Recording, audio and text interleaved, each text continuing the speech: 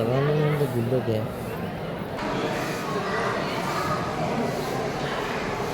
మమ్మీని గుండేది mummy.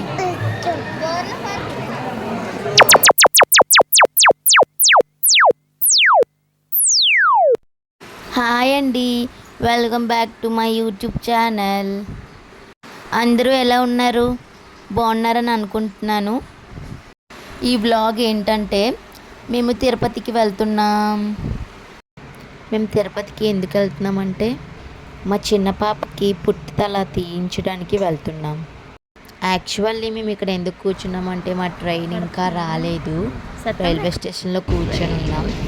Train ఆసన్నమైంది. నిజం చెప్పాలంటే ట్రైన్ జర్నీ చాలా కష్టం. ఇంకా పిల్లలతో అవుతుందో అవదో అని అనుకున్నాం, కానీ ఎలాగోకలాగా సర్దుకుంటూ వెళ్ళిపోయాం. అక్కడ చుట్టూ ఎంత పచ్చగా ఉందో చూడండి. అలా నేచర్ని ఆస్వాదిస్తుంటూ వెళ్తే ఇంకా బాగుంది. స్టేషన్కి ట్రైన్ అలా ఆగుతుంటూనే ఉంది. నైట్ 1 అయింది, కానీ అందరూ పడుకున్నా సరే నాకు మాత్రం నిద్ర పట్టలేదు. అలా దిక్కులు చూస్తూ ఉన్నాను. ఆ ట్రైన్ సౌండ్కి ఎవరికైనా నిద్ర పడుతుందా చెప్పండి మీరైనా సరేనా? కానీ బయట వ్యూ మాత్రం చాలా బాగుంది. చీకట్లోని అలా మధ్య మధ్యలో లైటింగ్ కనిపిస్తూ చూడటానికి చాలా బాగుందన్నమాట. అందరూ పడుకొనే ఉన్నారు, నేను తప్ప. ఇదే వ్యూ అంటే విజయవాడ అని అన్నారు. విజయవాడ అన్నారని వీడియో తీశాను, కానీ అదేంటో నాకు కూడా అర్థం అవ్వలేదు. మార్నింగ్ 4 అయింది. తిరుపతి స్టేషన్ వచ్చేసింది. మేము వెళ్ళిపోతున్నాం. మా పెద్ద పాప చిన్న పాప పడుకొనే ఉన్నారు. ఇప్పుడు మేము అలిపిల్లి వెళ్తున్నాం. టోకెన్ తీసుకోవాలని చెప్పారు, కానీ చాలా ట్రాఫిక్ ఉంది. అంత ట్రాఫిక్ కాదు. ఆ ట్రాఫిక్లోనే మ్యాక్సిమంగా 1-2 అవర్స్ అయిపోయింది. మా చిన్న పాప అస్సలు కుదురు ఉండట్లేదు, గోల్ పెట్టేస్తుంది. అందుకని వాళ్ళ బాబాయ్ బయటకు తీసుకువెళ్ళి మమ్మీ పిచ్చి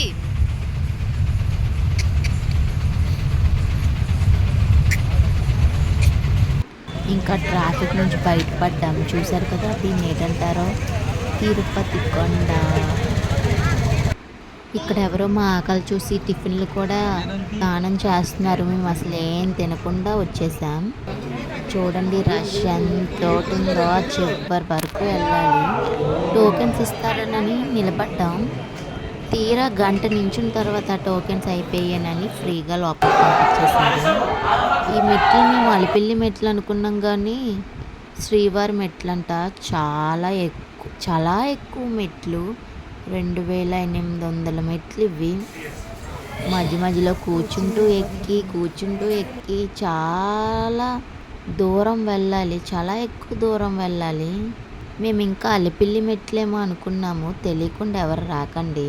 మాకైతే తెలియక ఇవి మామూలు మెట్లేమో అనుకున్నాం, అలిపిల్లివి. ఇక్కడ ఏంటంటే ఏదో జంతువు కనిపించిందని తీద్దాం అనుకున్నాం, కానీ వాళ్ళు అక్కడ సెల్ఫీస్ తీసుకోవడానికని దిగారని నాకు తెలీదు.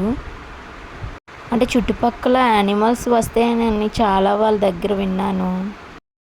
ఆ పక్కన గట్లు లేకపోతే మాత్రం అస్సలు నడిచేవాళ్ళం కాదు. మెట్లెక్కుకొని సరిపోయింది. ఈ దీపాలు ఏంటంటే ఒక తమ్ముడు మేము మెట్లెక్కుతుండగా దీపాలు వెలిగించుకుంటూ వెళ్తున్నాడు.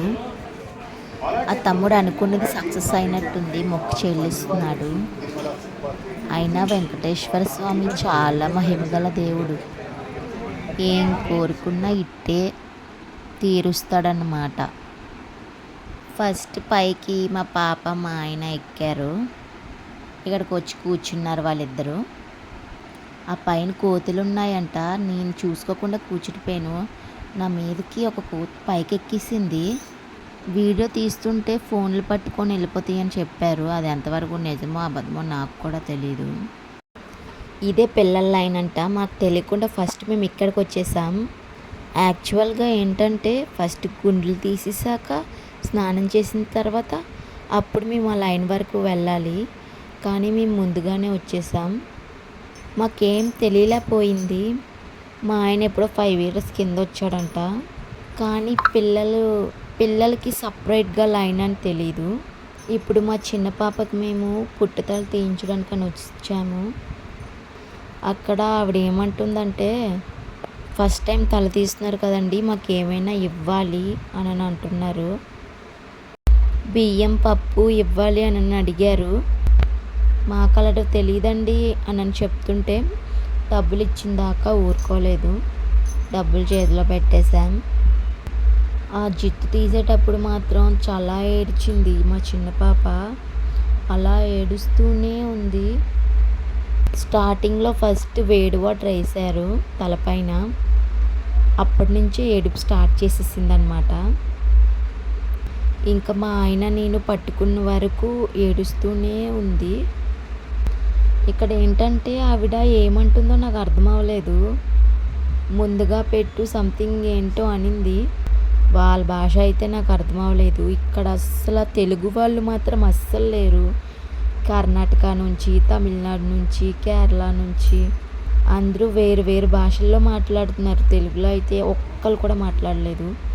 మా భాష అయితే అర్థం చేసుకునే వాళ్ళే లేరు. వాళ్ళు ఏమంటున్నారో అస్సలు అర్థమయ్యేది కాదనమాట. అంతేలేండి, ఎవరి భాష వాళ్ళకే గొప్పది. ఈ గుండెలు ఎక్కడ తీస్తారు,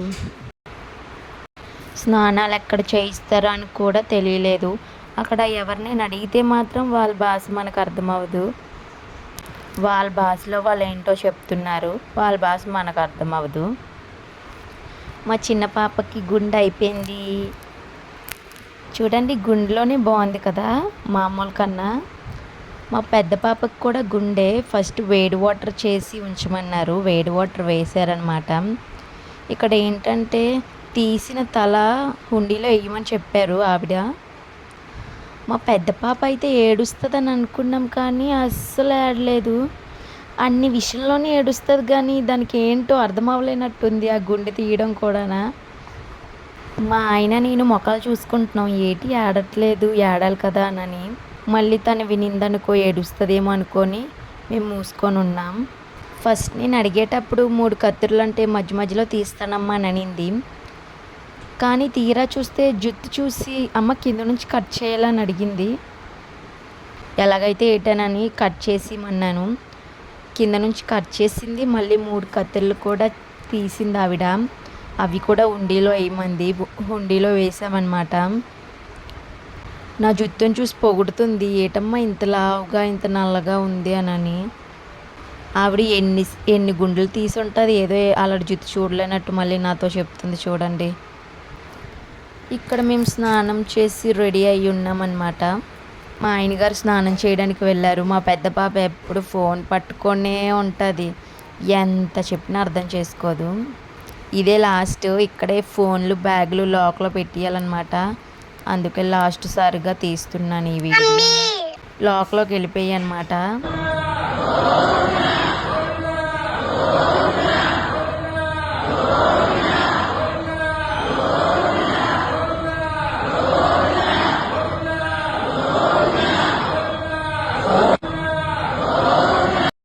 చిన్నపిల్లల లైన్ ఖాళీగా ఉంటుంది అనుకున్నాను, కానీ బాబు చొక్కలు కనిపిస్తాయి.